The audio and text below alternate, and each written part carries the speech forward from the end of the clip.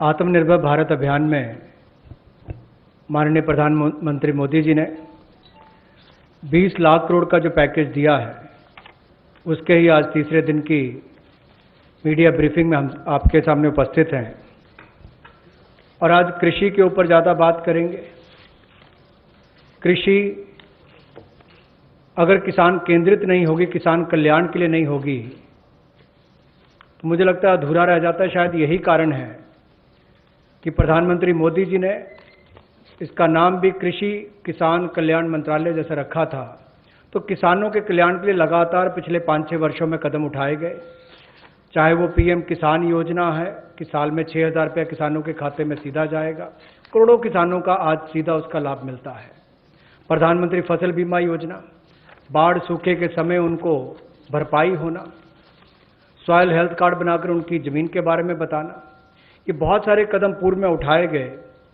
और पिछले कल भी जब हमने प्रवासी मजदूर, उनकी समस्याओं को लेकर बहुत सारे मोदी सरकार की ओर से उनके लिए कदम उठाए, तो उसमें 2 बातें हमने फार्मर्स के लिए भी, किसानों के लिए भी कही थी।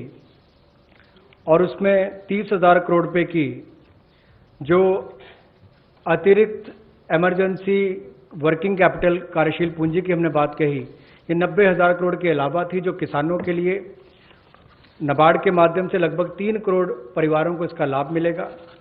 और 2 लाख क्रेडिट कार्ड बनाकर उनको लगभग 2 लाख करोड़ का जो हमने लाभ देना था 2.5 करोड़ किसानों को, उसकी विशेष मुहिम चलाई जाएगी। ये पिछले कल हम आपने आपके सामने रखा था। आज कुछ और कदम उस दिशा में हम उठाने वाले हैं, जिसके 11 बिंदु होंगे, उसकी जानकारी अब हम आपको देंगे। कोविड-19 के दौरान पिछले 2 महीनों में बहुत सारे कदम किसानों के हित में उठाए गए और न्यूनतम समर्थन मूल्य देने के लिए लगभग 74,300 करोड़ रुपया खर्च किया गया, जो सीधा किसानों को गया है उनकी खरीद करने के लिए उत्पाद की। और इसके अलावा जो पीएम किसान योजना है, उसके अंतर्गत 18,700 करोड़ रुपया पिछले 2 महीनों में किसानों के खाते में सीधा डाला गया है। फसल बीमा योजना के माध्यम से भी जो उनके क्लेम्स मिलने थे, वो 6,400 करोड़ रुपए के क्लेम किसानों को मिले हैं। और यही नहीं, पशुपालन एक बहुत महत्वपूर्ण हिस्सा है किसान की ज़िंदगी का, एक अतिरिक्त आय का साधन बनने के लिए। लेकिन दूध की खपत कम हुई और कुल 360 लाख लीटर दूध जो प्रतिदिन पहले वो खरीदते थे, उसकी बजाय 560 लाख लीटर प्रतिदिन उन्होंने दूध खरीदा है, जिसके चलते कुल मिलाकर 5,000 करोड़ रुपए की एडिशनल लिक्विडिटी की जो मदद है, वो 2 करोड़ किसानों को इस योजना के माध्यम से की गई। और कुल मिलाकर 2% जो है वो ब्याज अनुदान उनको दिया गया। और जिन्होंने जल्द पेमेंट की, प्रॉम्प्ट पेमेंट की है या इंटरेस्ट सर्विस समय पर किया है, उनको अतिरिक्त ब्याज अनुदान 2% और दिया गया है। तो कुल मिलाकर 2 करोड़ किसानों को 5,000 करोड़ रुपए का लाभ इसमें हुआ, उनको भुगतान हुआ है। और कुल मिलाकर 111 करोड़ लीटर एक्स्ट्रा प्रोक्योरमेंट इसमें हुई, जो लगभग 4100 करोड़ रुपए की है।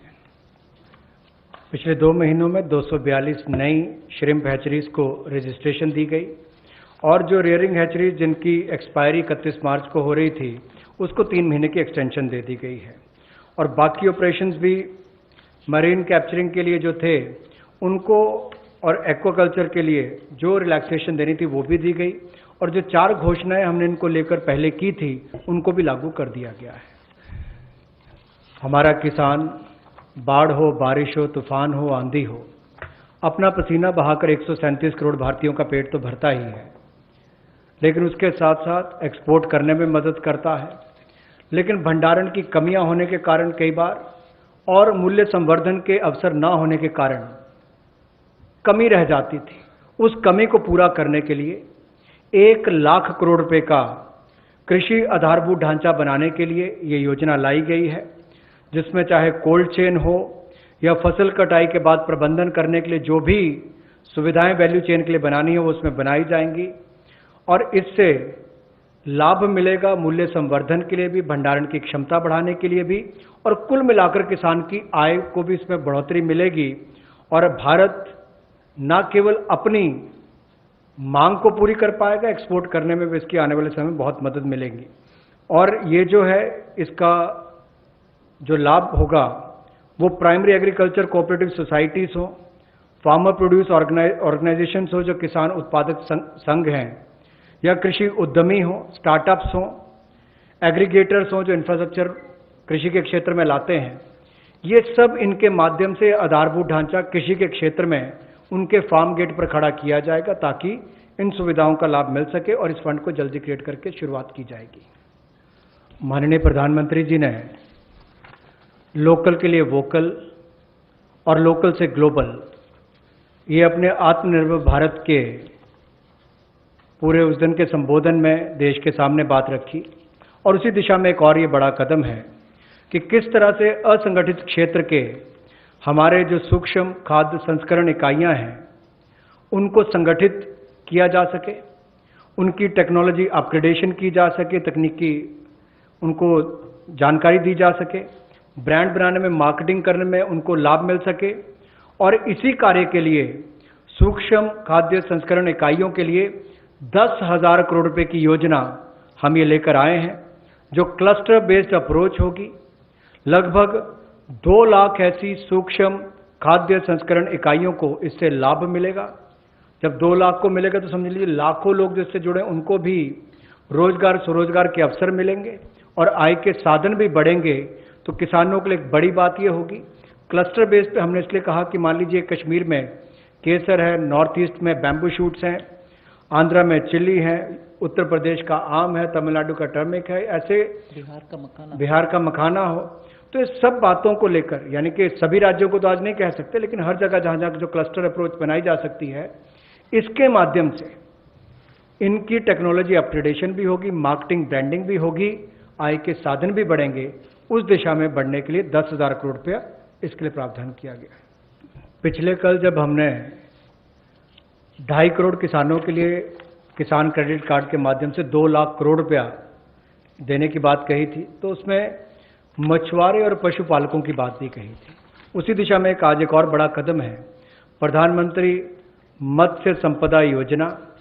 इसके माध्यम से इसके लिए हमने 20,000 करोड़ रुपए का ये योजना लेकर आए हैं और इसमें जो कमियां थी पूरी वैल्यू चेन में उसको पूरा करने का एक प्रयास है ताकि हमारे मछुआरे भाई बहन इनको समुद्री और अंतर्देशीय मत्स्य पालन में इनका सम्मिलित विकास हो सके और इसको बल मिले।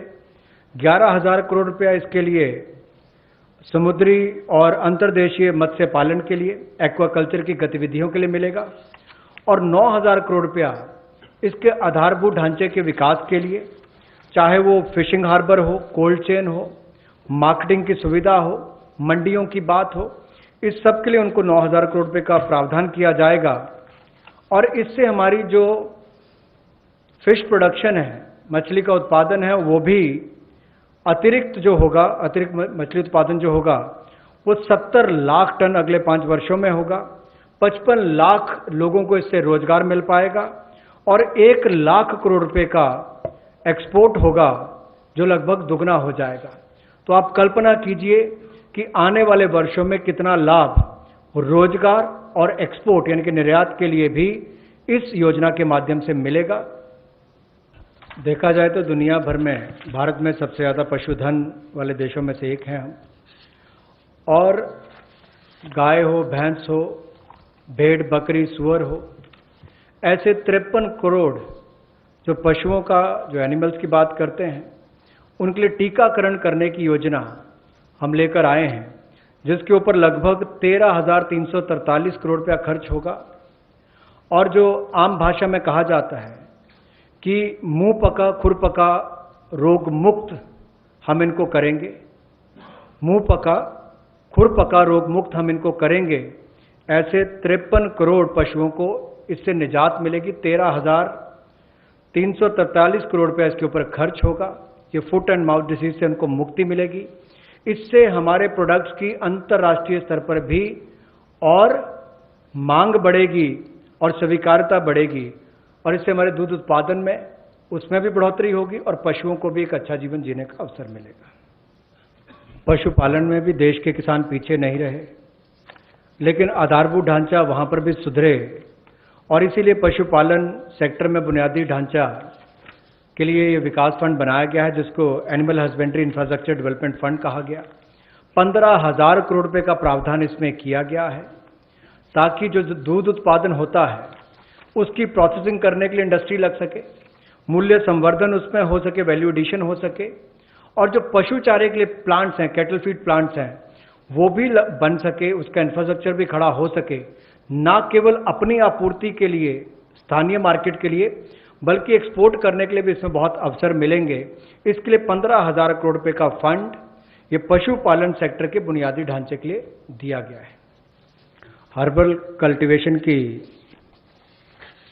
प्रमोशन के लिए लगभग 4,000 करोड़ रुपए का प्रावधान इस प्रोजेक्ट के माध्यम से किया जाएगा और 10 लाख हेक्टेयर में इसकी खेती हो पाएगी, इसकी कल्टीवेशन होगी। 10 लाख हेक्टेयर लगभग 25 लाख एकड़ के बराबर है और इससे 5,000 करोड़ रुपए की आय किसानों की होगी। और यही नहीं, जन औषधि का बहुत महत्व भी है और कहीं ना कहीं मेडिसिनल प्लांट्स ने इस कोविड-19 के समय में भी दिखाया है कि कैसे हमारे ट्रेडिशनल ये मेडिसिनल प्लांट्स आज भी बहुत काम सबके आए हैं। तो इसमें और जितनी आगे बढ़ने का अवसर मिलेगा उसका लाभ होगा। रीजनल मंडीज भी, इसके लिए उसका नेटवर्क तैयार किया जाएगा और गंगा के किनारे भी ऐसे हजारों एकड़ में इसको प्लांटेशन की ड्राइव भी चलाई जाएगी। मधुमक्खी पालन को बढ़ावा देने के लिए 500 करोड़ रुपए की ये योजना लेकर आए हैं और इसके माध्यम से 2 लाख से ज़्यादा मधुमक्खी पालकों को उनकी आय में वृद्धि होगी और उपभोक्ताओं को बेहतर शहद भी मिलेगा। और यही नहीं, इसके माध्यम से ग्रामीण क्षेत्र के लिए कृषि आधारित जो मधुमक्खी पालन, ये उनका आय का एक अतिरिक्त साधन भी होगा। जो हमारे किसान हैं उनके लिए भी एक अवसर है।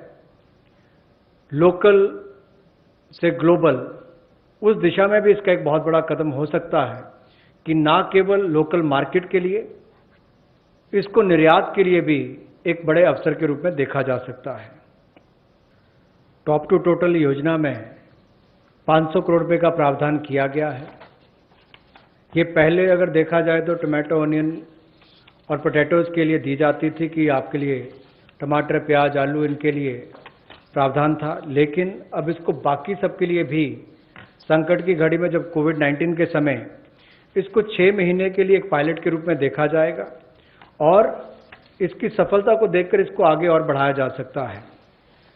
यही नहीं, इससे बल ये मिलेगा कि जो खाद्य पदार्थ नष्ट हो जाते थे, खरीदे नहीं जाते थे या किसान को दबाव में आकर कम मूल्य पर बेचने पड़ते थे, तो उसकी कमाई भी उससे कम होती थी और नुकसान भी होता था।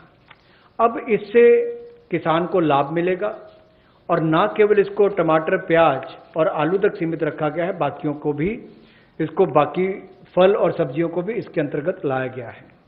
इसमें 50% सब्सिडी जो है वो माल भाड़े पर यानी कि ट्रांसपोर्टेशन पर दी जाएगी और 50% सब्सिडी जो है वो स्टोरेज, अगर भंडारण करना होगा तो उसके लिए, इंक्लूडिंग कोल्ड स्टोरेज, यानी कि कोल्ड स्टोरेज में भी रखना होगा तो उसके लिए भी 50% सब्सिडी इसमें दी जाएगी ताकि वो अच्छे दाम पर समय आने पर बेच सके। कृषि क्षेत्र में प्रतिस्पर्धा बढ़ाने के लिए और निवेश बढ़ाने के लिए, ताकि किसान को और ज़्यादा दाम अच्छे मिल सकें, इसके लिए उस कानून में बदलाव लाया जा रहा है जो 1955 से है। इसेंशियल कमोडिटीज एक्ट, आवश्यक वस्तुओं के लिए जो बनाया गया था, कहने के लिए इसमें बदलाव होगा, लेकिन जैसे एमएसएमई की परिभाषा में बदलाव करके एक बहुत बड़ा बदलाव उस क्षेत्र में आया है, उसी तरह से इस बदलाव से किसानों की आय में बढ़ोतरी की बहुत सारी संभावनाएं बढ़ जाती हैं। जो कहीं ना कहीं उसको कम दाम पर बेचने के लिए एक तरह से रुकना पड़ता था, कई और इसके नुकसान भी होते थे। अब उसके लिए भी इसमें अवसर निकल कर आएंगे जिससे आपके तिलहन की बात हो, दलहन की बात हो, प्याज हो, आलू हो, ऐसे या सीरियल्स की बात हम की जाए, इन सब में इनको अनियमित किया जाएगा, डीरेगुलेट किया जाएगा, जिससे कि किसानों को लाभ मिल सके। और अगर 100% वृद्धि खुदरा दाम में होती है जो हॉर्टिकल्चर के प्रोड्यूस हैं, या 50% की वृद्धि होती है जो गैर नाशवान पदार्थ हैं, नॉन पेरिशेबल हैं, तो उस समय में कदम उठाए जा सकते हैं। ऐसे एक्सेप्शनल सर्कमस्टांसेस होते हैं तो उस समय में, और जो लोग फूड प्रोसेसिंग में हैं उनके लिए ऐसी कोई स्टॉक लिमिट ना हो जिससे कि उनके कामकाज में भी कोई प्रभाव ना पड़े और वैल्यू चेन में भी कोई उसका नुकसान ना हो, और निर्यात करने वालों को भी कहीं पर दिक्कत ना आए। जहां किसानों की आय दुगना करने के लिए मोदी जी की सरकार ने संकल्प लिया है, वहीं पर ये कदम उस दिशा में उठाए भी जा रहे हैं ताकि किसान या कृषि क्षेत्र एक अकेला ऐसा देखा जाता है जहां पर लाइसेंसी जो है उन्हीं को उसको सामान बेचना है, एपीएमसी के माध्यम से बेचना है, जिनके पास बाकी लाइसेंस है वहां तक सीमित रहना है, जबकि बाकी क्षेत्रों में ऐसा होता नहीं है। किसान को भी बेहतर दाम मिल पाए और अंतर्राज्यीय व्यापार भी इससे उनका हो आने वाले समय में, उसमें भी कोई दिक्कत ना आए। इसके लिए जो कानूनी व्यवस्था करनी पड़ेगी वो भी करेंगे, और उसके उत्पादन के लिए, उसकी फसल के लिए उसको उचित मूल्य मिले, उस दिशा में एक बड़ा कदम ये उठाया गया है। और मुझे लगता है कि जो पिछला हमने एसेंशियल कमोडिटीज एक्ट की बात कही और अभी इस कदम की बात कर रहे हैं, जो एग्रीकल्चर मार्केटिंग रिफॉर्म्स की बात कर रहे हैं, इसमें बदलाव लाने की बात कर रहे हैं, इनसे बहुत बड़ा बल किसानों को मिलने वाला है। इस देश के करोड़ों किसान जिनको बेहतर आमदन हो सकती है इन बदलाव के कारण। किसानों के लिए सुविधाजनक एक ऐसा कानूनी ढांचा बनाने के लिए कि जिसमें जब वो बुआई करने जाता है तब उसको पता नहीं कि फसल के समय उसको क्या दाम मिलने वाला है, तो निश्चित आय उसकी हो, एश्योर्ड रिटर्न्स हो, इसके लिए क्या किया जाए, जोखिम रहित खेती कैसे हो या उसकी आय कैसे बेहतर हो सके, और गुणवत्ता के मानकीकरण जो है उनको बनाने की बात यहाँ पर कही गई है इस टोटल फ्रेमवर्क में, जिससे कुल मिलाकर किसान के जीवन में सुधार भी आएगा, आय को भी बल मिलेंगे, और कहीं ना कहीं वो प्रोसेसर से, एग्रीगेटर से, बड़े खुर्दा व्यापारियों के साथ, निर्यातकों के साथ एक निष्पक्ष भाव के साथ, पारदर्शिता के साथ काम कर सकता है, ताकि किसान का उत्पीड़न ना हो। इस दिशा में कदम उठाया गया कि उसको एक ऐसा फ्रेमवर्क बनाकर दिया जाए कि कोई भोले भाले किसान का उत्पीड़न ना करे, भोले भाले मेहनती किसान का उत्पीड़न ना हो। उस दिशा में ये जोखिम रहित ऐसा कानून बनाकर दिया जाएगा ताकि उसको आय के साधन भी मिले, निश्चित आय भी मिले, और उसका उत्पीड़न भी ना हो। उस दिशा में कदम उठाए जाएंगे, रिफॉर्म्स उस दिशा में ये कदम है।